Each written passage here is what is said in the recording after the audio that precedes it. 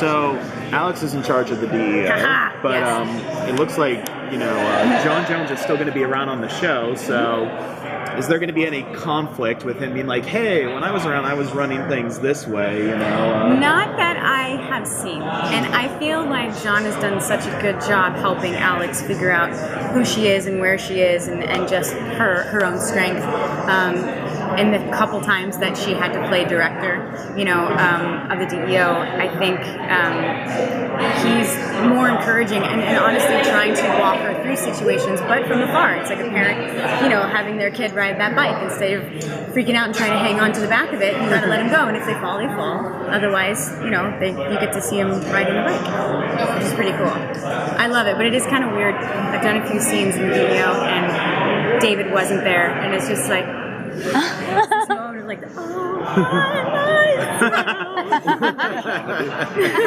so it's cool though. It's a great dynamic. I love it. Is there a new relationship for her on the horizon? Oh, that's a great question, isn't that one? I think the biggest relationship that Alex is working on, at least initially, is with herself. As far as, any of that stuff, like from a relationship standpoint of like who she would fall in love with or what that looks like, she starts out more in the dating world and we don't necessarily see that side, but it's that idea of, okay, I'm trying to just figure out who I am, and I'm really trying to figure out that aspect of herself without relying on somebody else. So it's whether it's Alex relying on Kara, or it's Alex relying on John, or or on Wynn. No, but there's so much change happened.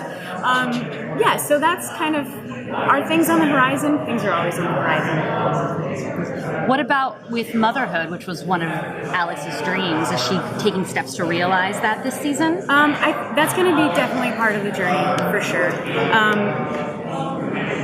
There's so many things that we had to incorporate, in different ways to kind of put a little bit of a button on how things, had gone with Maggie and how that there was a lot of things we had to work through to justify and to bring a sense of justice to the relationship. And so it's just that it's never easy to tell stories. It's never easy to tell the end of a story or the middle or a crisis, or it's a delicate balance. But so bringing that part of the motherhood, that side of her, I think that's a huge part of who she is anyway, and she kind of did a lot of that in the beginning. Even with Kara, she had to be that role. So I think for her to come and understand and say, this is something I want in my life, and to ask that bigger question, going, how is that even possible? Like, am I going to get a bulletproof baby Bjorn and carry like a baby around? Do you know what I mean? It's like, what does that look like?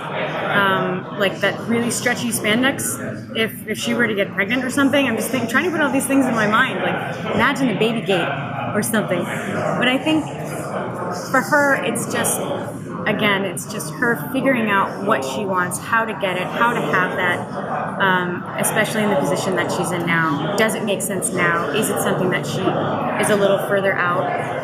There's a lot we can do with it, and we just keep talking about how to do it respectfully and with great purpose. How is it shooting on the DEO, as you mentioned, not just without David, but also without Jeremy? It is. It's strange.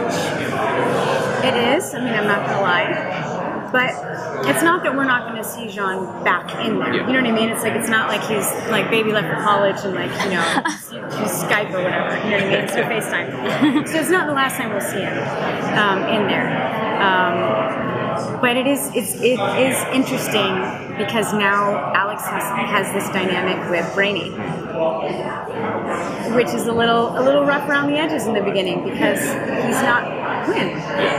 And so that relationship, trying to figure that out, is absolutely hilarious, and I'm so excited because Jesse Rapp is amazing. I think he's such an excellent addition to the show, and we've already set the tone of being super awkward, the characters, so it's fun to see how awkward it gets. A bit of an odd couple, a little bit, yeah. Last season, there was the plot point of the DEO phasing out lethal weapons. Are they going to follow up on that and continue on with that this year? That is a good question. We haven't really gotten to at least that part of it from a DEO perspective yet.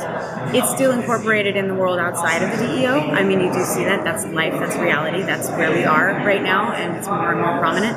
Obviously, the idea, we don't just throw things in there just to have a one-off and do that. And sometimes it can look that way until we're able to figure out how to bring it full circle. So a lot of the stories that were set up last season we'll find opening up a lot more this coming season, and I do believe that'll be a part of it. And I think figuring that out and what that looks like when you're, fighting against a 10-foot alien that's running at you, and you're like, oh, my neck, So I don't know. It'll be interesting to see how they do that. I was wondering about the line about your past in Seattle. Was that something you came up with, or the writers came up with? That was actually Greg Berlanti. He put that in there, and I didn't even get it right away. And then we had the table read, and I said it out loud. I was like, ha. Oh, that's clever. And he's like, that was a little wink for you. And I was like, that's great. Everybody picked up on that, which was really fun to see all the reactions. It was like, Lexi. I'm like, but I'm Alex. I'm still a sister. I'm still a doctor in one way or another, and I'm still an Alex. So she rises again.